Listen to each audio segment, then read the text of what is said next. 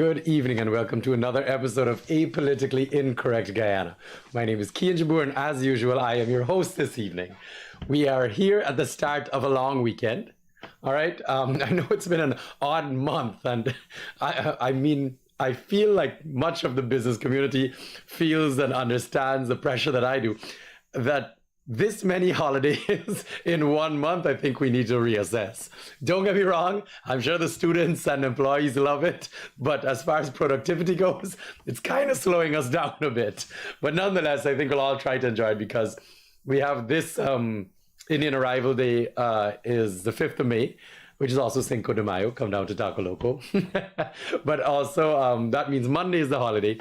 And then we skip a weekend and then we have Independence Day, which falls on a Sunday as well, I believe. So that means that's another long weekend. Again, not too many complaints this side, but productivity seems to be taking a hit. Nonetheless, thank you guys for joining me. We have a lot to discuss today. I'm going to start off with something I think I personally, as chairman of ANUG, needs to address and at least update the public on. This is the Asha Kissoon situation in which she's sitting in parliament currently and illegally, essentially. So I'm going to ask the operator to just bring up the headline. The headline states, Kissoon's hijacking of shared parliamentary seat still to be addressed. So to read the article, it has been over a year since Dr. Asha Kissoon has refused to give up the parliamentary seat she was supposed to occupy temporarily under the three-party joinder agreement, and this situation remains unresolved. Despite calls from the head of the new movement, Dr. Gerald Ford, for Kissoon's removal, both the Elections Commission, GCOM, and the Speaker of the National Assembly are yet to take any decisive action. So let me just update everyone on where this situation stands. So what had occurred was Dr. Kissoon has decided that she's not giving up the seat as is in our joinder agreement. The joinder agreement is set out by giving the allotted time in relation to the amount of votes that has been won. So in this case, Lennox Schumann went into Parliament first. He spent, I believe, I think it was 2 years and a few months. And then what had happened was Dr. Kissoon was supposed to go in last, ANUG was supposed to go in second. But through our own internal conversations, Dr. Kissoon had joined ANUG and then had tried to explain to us that, she has some things that she'd like to push and she was interested in going in second. Well, we had our conversations internally in ANUG, and the truth is, when we had looked at the time allotted to Dr. Kissoon, which was only, I believe, 90 days, when it comes down to the end of parliamentary life, to the end of the term, they usually prorogue Parliament, a few months before elections, as everything goes into campaign mode and the budget is not fully allocated for the running of the country because it's a elections budget. So ANUG, again, decided, you know what, Asha being a young woman who has a small constituency to represent, the truth is, why not give her the opportunity to have some time in Parliament, as it might not be possible at the end. Dr. Kissoon went into Parliament and did what honestly can only be described as a completely sly and dishonest move. She then reached the point where she was supposed to come out of her seat in Parliament and now has refused to do so. What has taken place since then is Dr. Gerald Ford, who is the head of the list, and the Constitution and the ROPA, Representation of the People's Act, dictate that the head of the list can recall any parliamentarian. So what that essentially means is Barra Jagdew is the head of the PPP list and Granger is the head of APNU list. Essentially what that means is anybody sitting in Parliament for any of these parties, whoever the head of the list is, has the ability to recall anybody they'd like from Parliament. Now, some confusion came about because Dr. Ford had resigned from the party, but not from the list. Those are two separate things. And I don't think a lot of people understood that. So because he still maintained the head of the list, he sent in the letter to GCOM and the speaker recalling Dr. Kissoon, as he on himself took it that Dr. Kissoon was being dishonest and decided to get involved and pull her back. Now, Asha Kissoon then decided that she was going to challenge that with GCOM. After a few weeks, GCOM did come out publicly and say that Dr. Gerald Ford is still the head of the list. Now, with that authority given to him and confirmed by GCOM, once that letter has been sent in to the speaker to recall Dr. Asha Kissoon from Parliament, she is no longer supposed to be a parliamentarian. As of right now, Dr. Kissoon is still collecting a salary, and the speaker is refusing to address the situation up to this point. We are not sure why. He should have the process that's supposed to have taken place is by now he is supposed to have, the speaker is supposed to have a written to GCOM stating that Dr. Asha Kissoon is no longer a parliamentarian and there is a vacancy. That mechanism starts the machinery in GCOM, which then triggers them to reach out to the joinder, and in this case ANUG, as GCOM has the joinder agreement, and request a replacement for Dr. Kissoon. But they cannot do that until the speaker reaches out to them, until the speaker starts the machinery. So the question that you have to ask is, why to this point has the speaker not reached out to GCOM and asked them to please fill Asha Kissoon's vacant seat, as the letter to recall her has already been sent out and acknowledged that it's been received by the speaker. So you sit down there and you wonder what else is playing in the background of this dynamic. And I bring this up again, one, because it has not been addressed for over a year, as the article just showed you. But more importantly, the speaker is placed there by the PPP. The PPP have a majority in Parliament. So obviously the speaker works under PPP instruction because the PPP can remove him. So the question you have to ask yourself is, why has the speaker not removed Dr. Asha Kissoon? Now, it's odd because you would think that the party, the PPP, that claimed to be the upholders of democracy in this country, much like they claim they are the ones that removed APNU when they tried to rig the election in 2020 and they upheld democracy in Guyana, what we have to ask ourselves is, why are they not removing Dr. Kissoon now? Dr. Kissoon, who is no longer representing a constituency. All the people that voted for TNM, which is Dr. Kissoon's party, only allocated 90 days in Parliament. So who exactly is the constituency that she's representing? Who has voted for Dr. Kissoon to sit there? Now that goes against democratic principles. And you have to ask yourself, well then, why is the PPP allowing her to still sit there? Because it's all on them now. It's all on the speaker to now reach out to GCOM and remove Dr. Kissoon and request a replacement. Why is that not being done?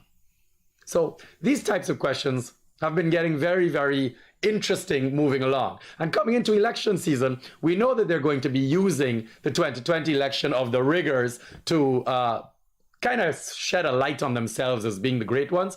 But the truth is, clearly you're only concerned with democracy when it benefits you. Because as of right now, Dr. Kissoon is doing probably the most undemocratic thing possible, sitting in Parliament when nobody in this country has asked her to. So why are you allowing that to happen? You want to claim to be the democracy upholder of Guyana? Well, here is your chance to act and show that your primary objective is democracy and not just power for yourself. Now, talking about dishonesty, this is another article that has recently come up. I was looking for a larger clip explaining the whole story, but I'll try to. It's with regards to Exxon and Ramps Logistics, which is a very interesting conversation.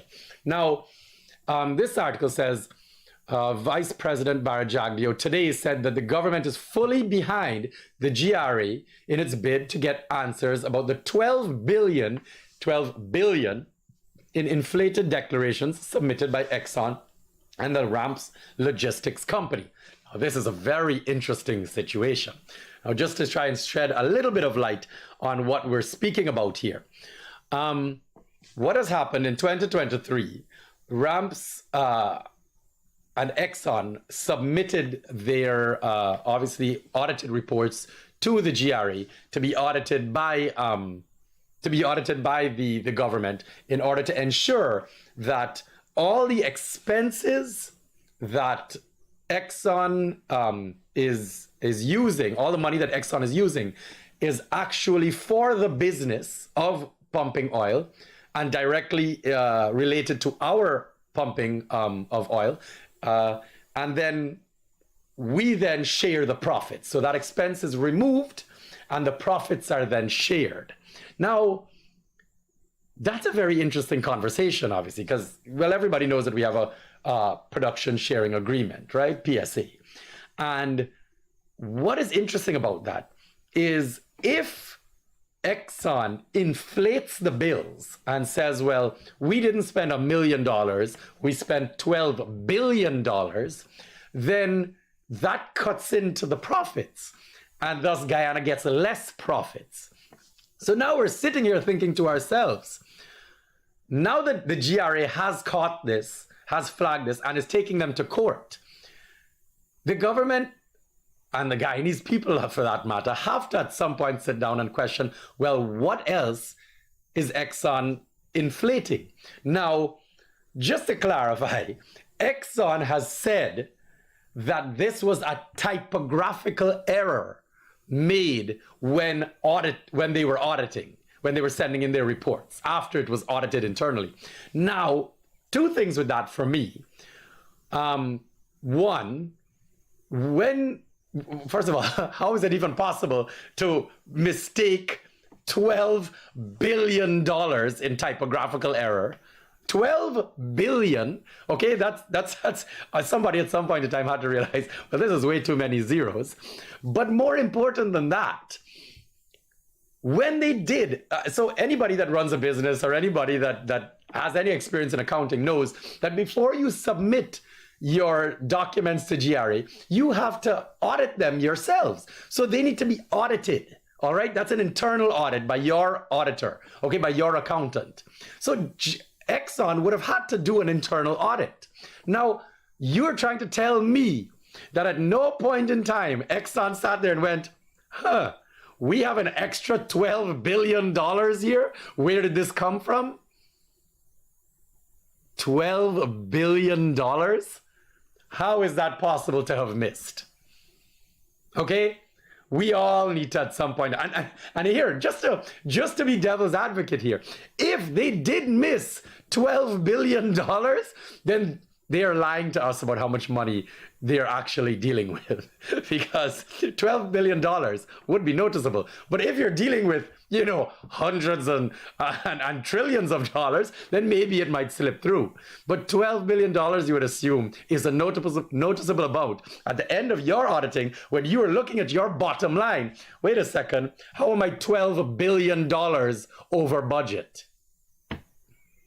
How is that possible? Okay?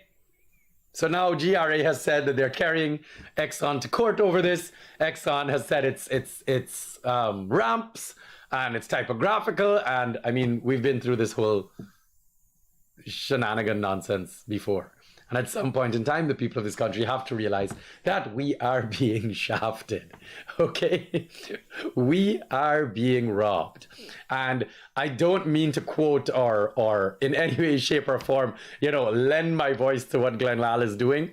But the fact of the matter is, one of the things he does yell about is ring fencing. And ring fencing will make the auditing somewhat more, approachable, somewhat more possible, somewhat more, legible, because at the end of the day, when you're dealing with 4 SPSOs and wells popping up all over the place and exploration costs still going up, the fact of the matter is, and then adding to that the pipeline costs, etc., at the end of the day, you have to realize, well, wait a second, these guys are just throwing costs in there that we have no idea anything about. We know nothing about oil, we know nothing about the oil industry for that matter, and the truth of the matter is they can do anything they want and we won't know.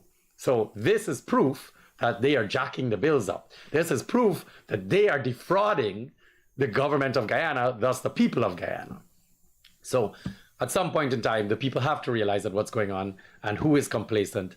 I mean, I don't want to go back in time, but just a couple of weeks ago, we've had a situation where the government of Guyana was writing off $214 million for this same audited Exxon expenses. So 214 written off without anybody knowing anything. GRA flags it. Thank you, Mr. Stacia. And then all of a sudden now RAMP sends in a bill on audited reports with Exxon that says $12 billion extra, and GRA flags it. Thank you, Mr. Stacia. At some point in time, we have to realize that this seems to be a trend. And we are lucky to catch the few. But like anybody with some common sense, I think we have to ask ourselves, how many are slipping through the cracks? How many are we not catching? Again, because we know nothing about the oil industry. All right? With that being said, one of the big issues that is coming up lately in the country is obviously this gas to shore project. This gas to shore project that is now billions of dollars over budget, billions of Guyana dollars over budget. I think we're at $2 billion at the moment and rising. A project that has now been set back as far as scheduled completion goes, weeks and months and now years. All right, so a project that seems to be all over the place. All right, and then on top of that, no feasibility study that was done. So we really don't know what effect this is going to have on the country. And then thirdly, on top of that, we have Exxon, again, coincidence, Exxon, who has been asked to build a pipeline for us, who is charging us a fee on that, all right, obviously has to make a profit on it. And then on top of that is now getting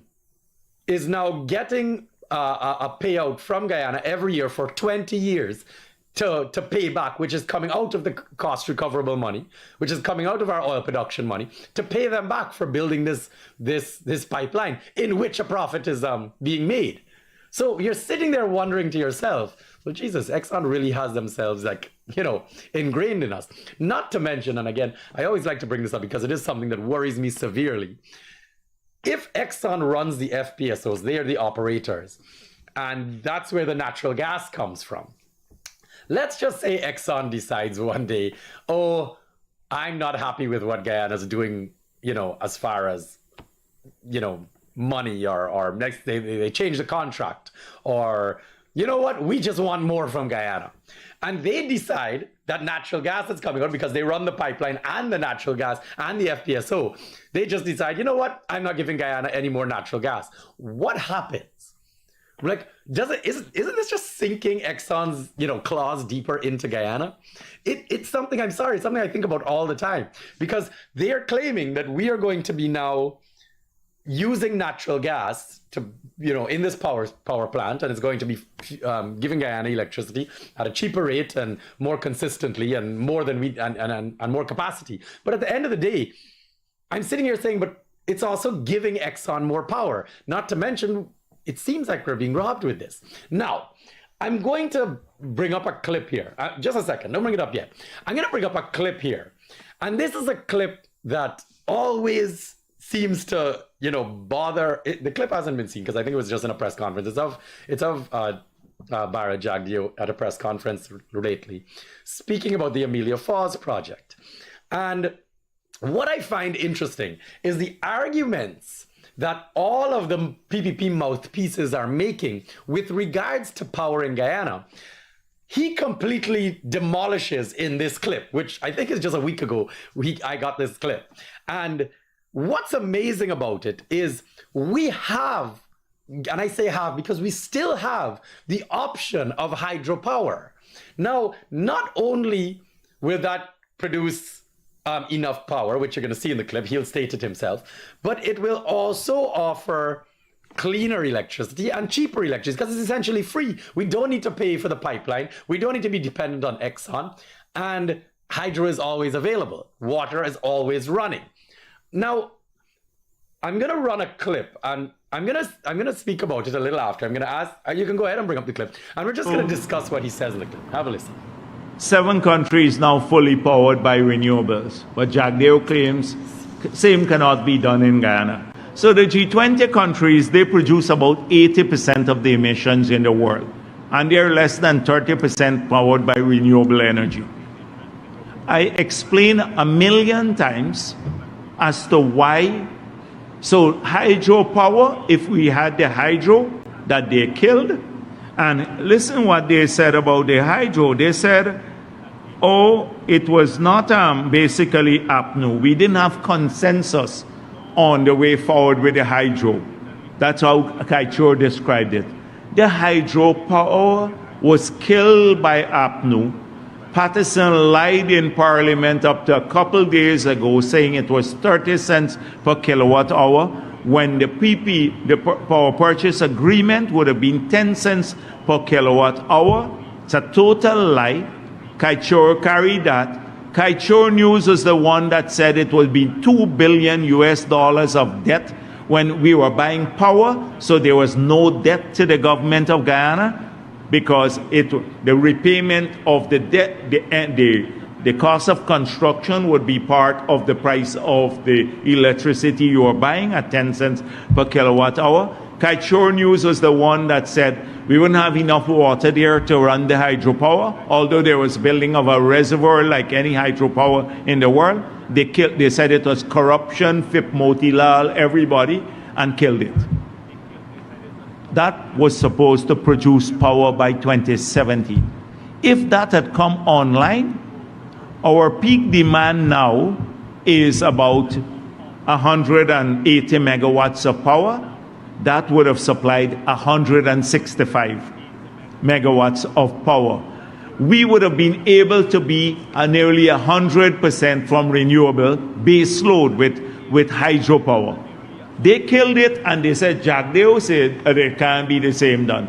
Kaichor News and APNU killed it, so we could have been nearly powering our whole country with renewable energy by 2017. Robbie, but they killed it, now complain, oh, we can't do it. Now they're saying... Now, hold on, we're going to run it back. Just pause it. We're going to continue for a second. Now, okay, let's start with the basic here. As you heard, that is Vice President Barry Jagdeo stating that the hydropower plant would have been able to supply enough electricity, baseload power, to ensure that Guyana is running. Okay, right now. Now, if that is the case, that means that the hydropower plant is still an option. Okay, he just said himself, you heard his words. If we would have been running it, we would have been more than 80% on renewables right now. Okay, because it would have supplied enough baseload power to run the country. Okay, and then we just have to have 20%, whether it be generators, which the current GPL could easily run. Okay, or we can go to even more renewables, wind and solar. We're going to get into that in a second. But I want to make it clear that evidently, as you heard from your vice president, that the hydropower plant is still an option. Okay? Now, if it's still an option, why are we not doing it?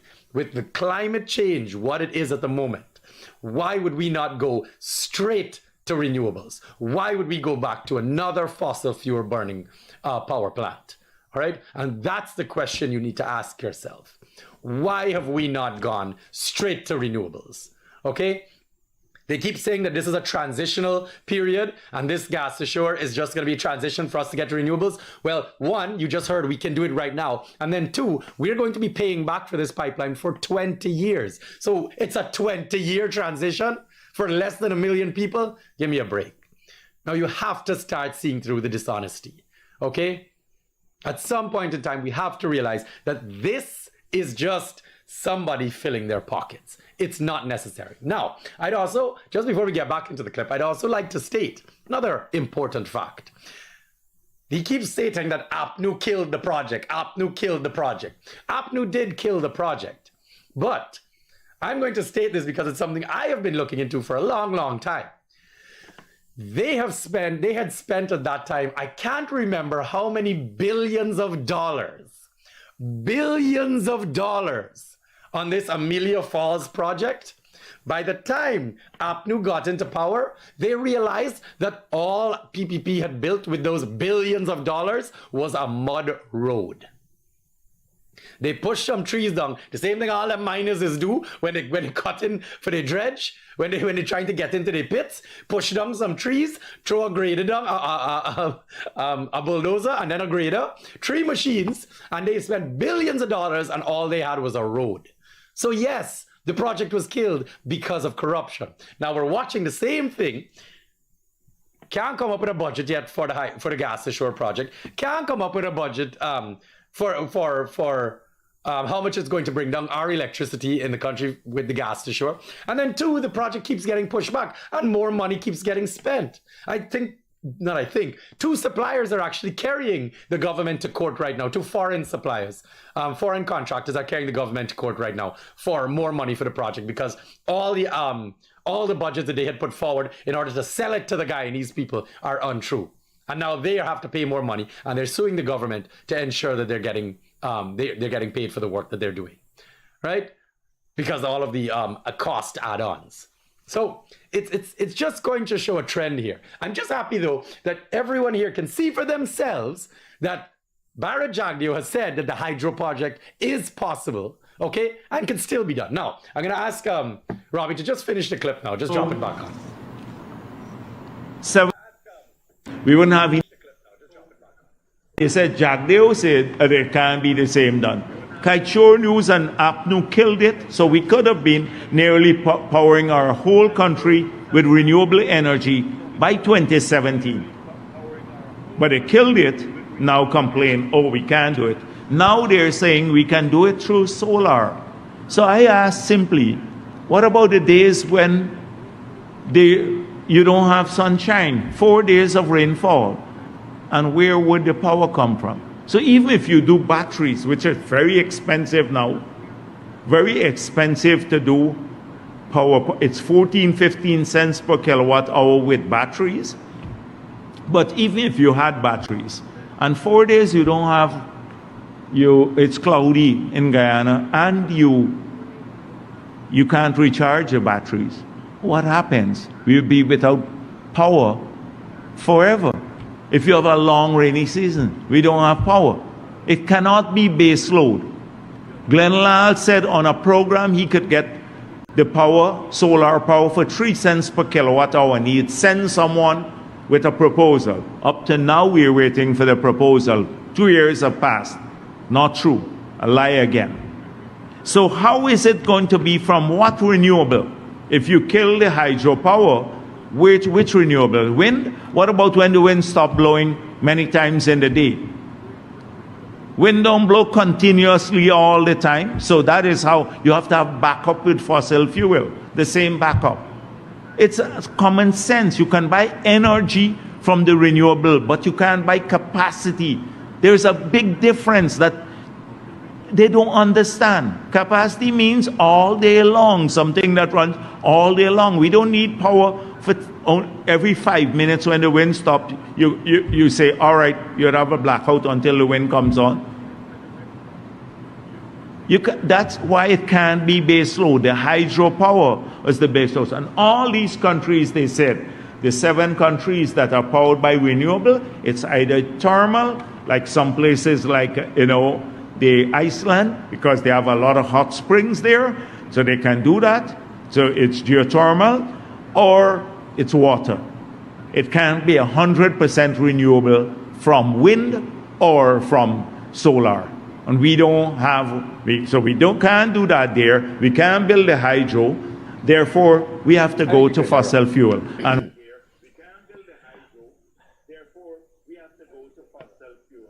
okay, so all right, so we're back. This is an interesting, I really hope everybody got a chance to hear that. So what's kind of odd about this dynamic? Is I always find it weird when people say, what happens when the sun stops shining and the wind stops blowing? Now, clearly, I don't know when any of those things have happened, okay? And just, all right, I know I need to spell this out for a lot of people, because if you don't know this, then I'm going to try to educate you here. all the countries that are on renewables at the moment, no country is on one single renewable, okay? Meaning, you always have multiple at once. So you have a hydro, solar, and wind. You have thermal, solar, and hydro. Okay, you mix and match all the sustainable ones. And there's other ones out there, hydrogen and a couple others. Now, what it means is that the hydro, as the vice president stated there, is enough for the base load. Now, all you would need to do is get wind and solar to cover 20% of the power. And again, just I guess use his argument. If the sun is shining, I guarantee you the wind blowing. It's always one or the other. I have, okay, I have yet to live in Guyana in which days pass on end and there's no sun and no wind.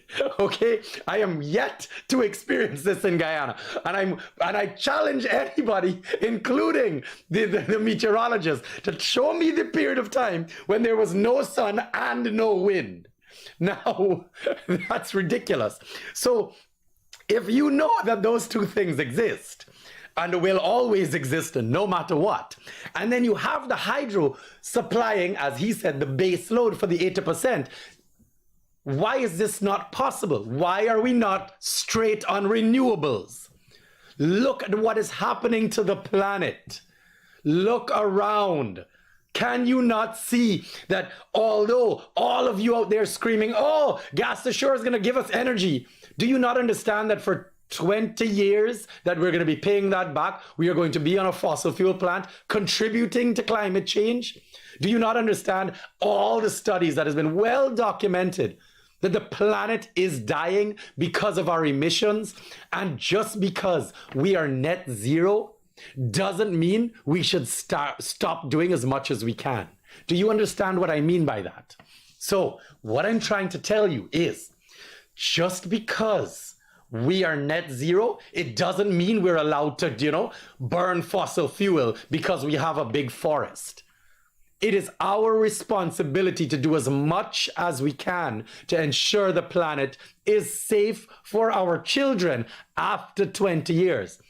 Just look at the studies, look at the scientists, look at the protests around the world by scientists, by the smartest people.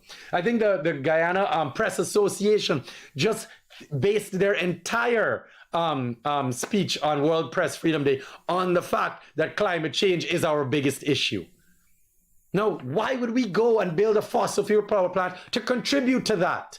Don't you guys understand that although, wow, we're going to have energy for 20 years from fossil fuels, with Exxon having our claws in us, with an overinflated power plant that we don't even know how safe it's going to be. We don't know anything about it, for that matter. We know nothing about it. Just to throw that out there, we know nothing about natural gas power plants. But the fact of the matter is, we can get a hydro plant that is much safer, okay, much more consistent, and at the end of the day, be cleaner and have consistent power. This doesn't make any sense. And I'm sorry, you want to know the truth? At this point in time, between the money we paying back Exxon, the $2 billion more we paying for the NGL facilities and the power plant, and then we didn't even talk about the line running yet. You telling me we can't build a power plant for that for cheaper than $2 billion US? By the way, just to also make mention, the government at this point in time has not secured a source of funding for this project. Why? Because the big countries, the big banks around the world, IDB, etc., have said that they're not lending money to any more fossil fuel projects. Not if you can go straight to renewables. So they've said, we will give you all the money you want to build a hydro plant, but we are not going to lend you money to build a fossil fuel power plant. Not when you have the option.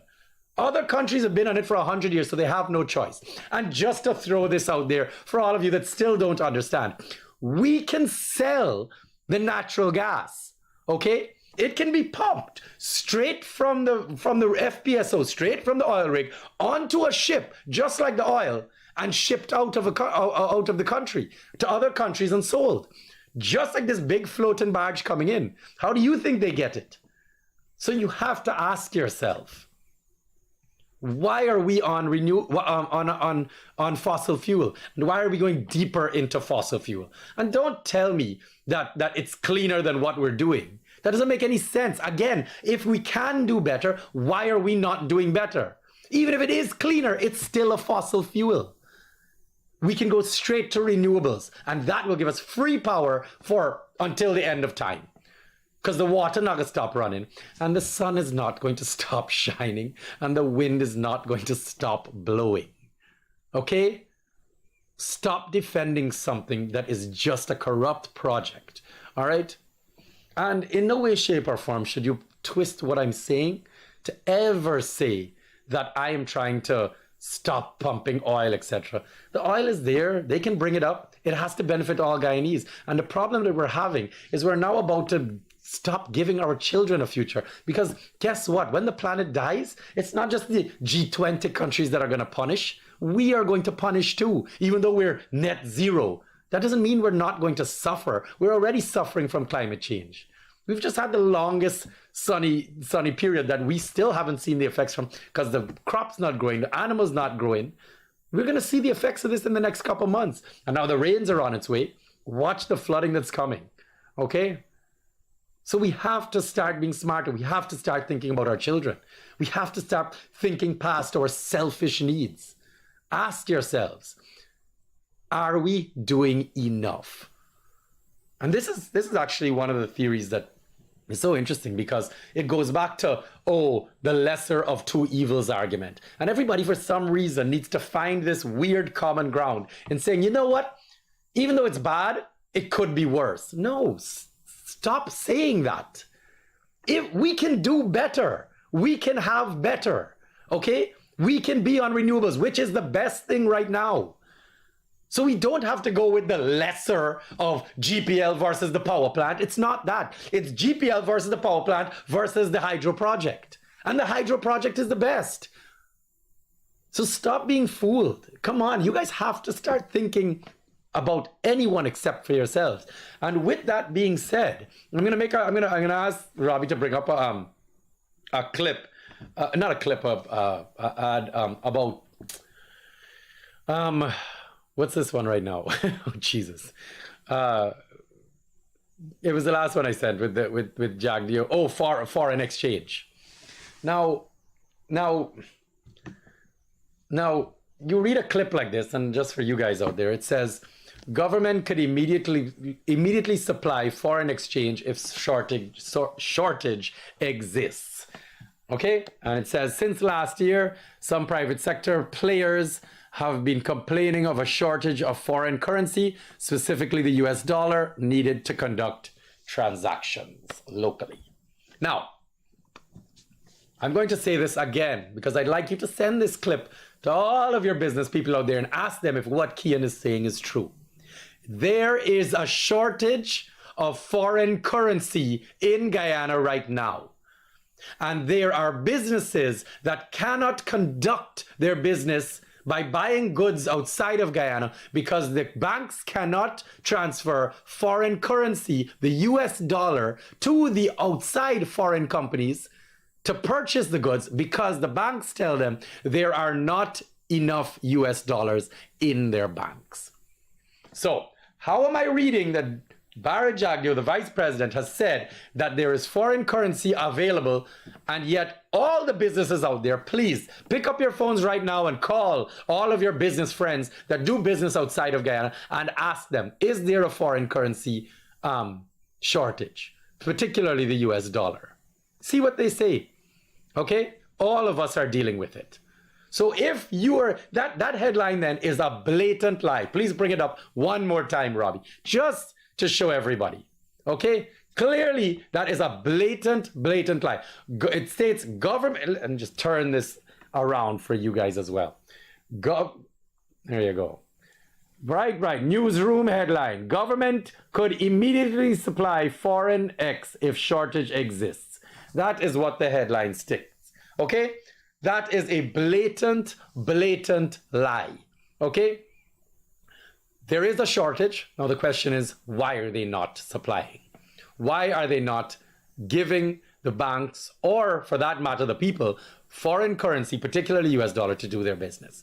Now, I always like to think of these questions and try to come up with a solution and wonder to myself, well, first of all, what is the cause for this?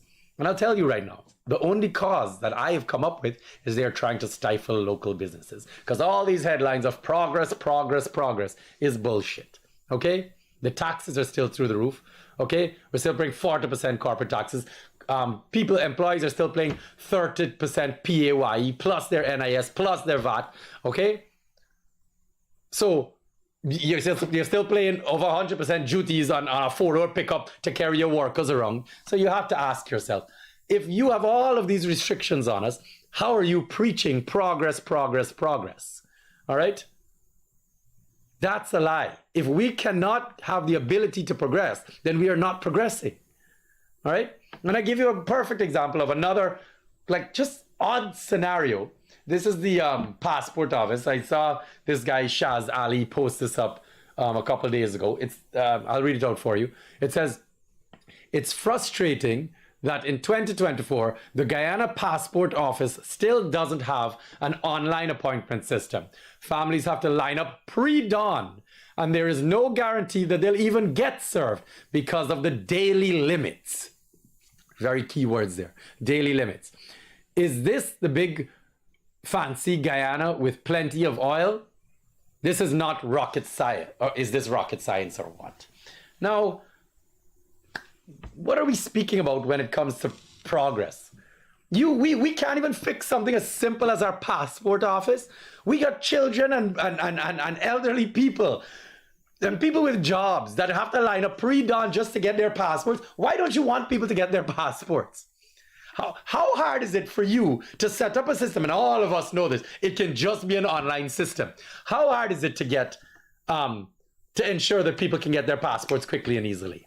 It is the most simple, basic document. It is our rights as citizens to have a passport. But yet, there's a daily limit. What are we speaking about? This can be fixed before any of us can blink. And anybody with a little bit of common sense knows that. Why are they not fixing it? Ask yourself, why are they not fixing it? These are the questions I need you to ask yourself. Why are they not fixing the passport office? Let me show you another headline that baffled me today. And I saw it all over social media with the police. Well, let's start with the fact that I don't even understand the language.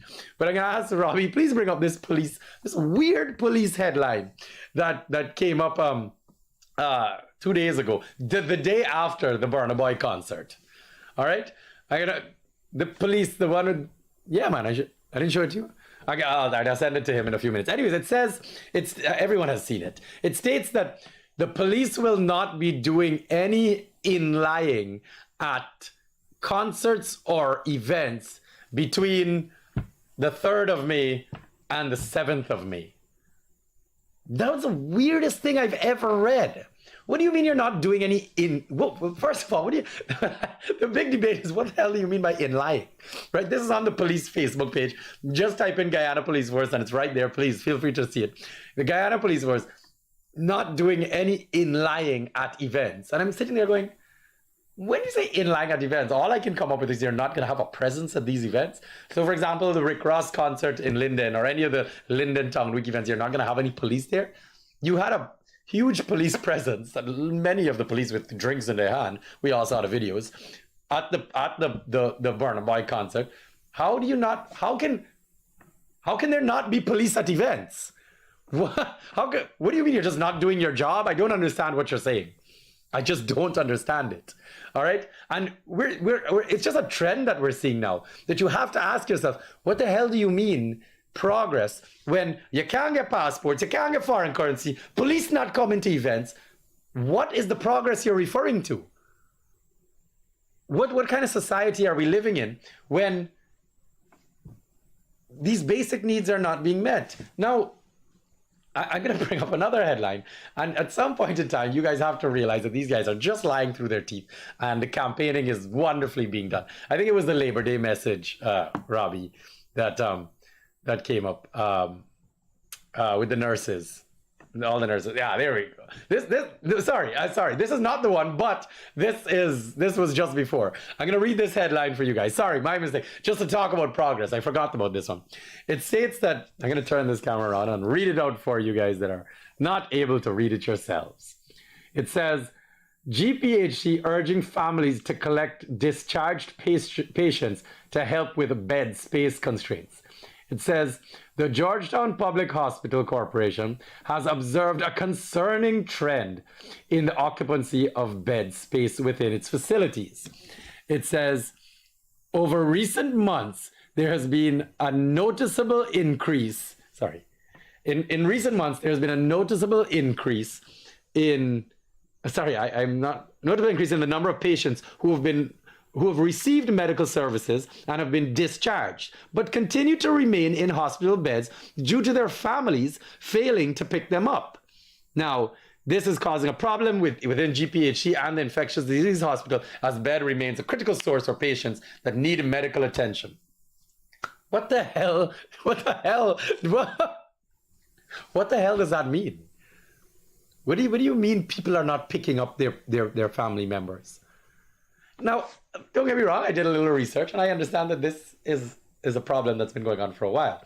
Obviously, it's a problem that's increasing, which has made the government post this.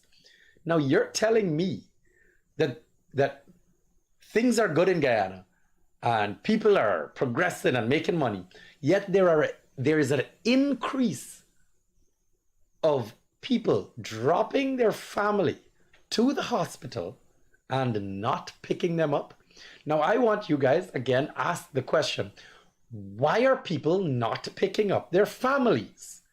Why would you carry your loved one? And I know this happens particularly with elderly people. Why would people carry their elderly family and sick family to the hospital and then never come back to pick them up? Why would people do that?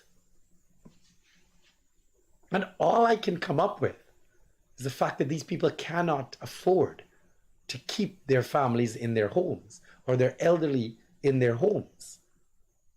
The grandparents, the mother, the father, they can't afford to keep them. That's why you're watching the numbers increase in the hospitals of people being left. This is a sickening state of affairs. But yet we sit here and we cry progress and we say everything that Kian is saying is lies. He's just trying to make the government look bad. The government is the one that posted that. What are you talking about? Something is wrong. And we have to start smartening up here. Now, at some point in time, ladies and gentlemen, we're going to have to start understanding that a lot of this falls on our shoulders. And I'm going to get very real for a second here. This falls on our shoulders as citizens because we keep voting for the same two parties. PPP, PNC, PPP, PNC. And yet we complain day in and day out. At what point in time are you guys going to realize you have to start voting for other parties in order to hold these two governments accountable? Okay, let me tell you a little story quickly before we end, because this is a very interesting story. You know what has been my big trend with people talking to me? Again, I'm one of the sole voices out here speaking publicly.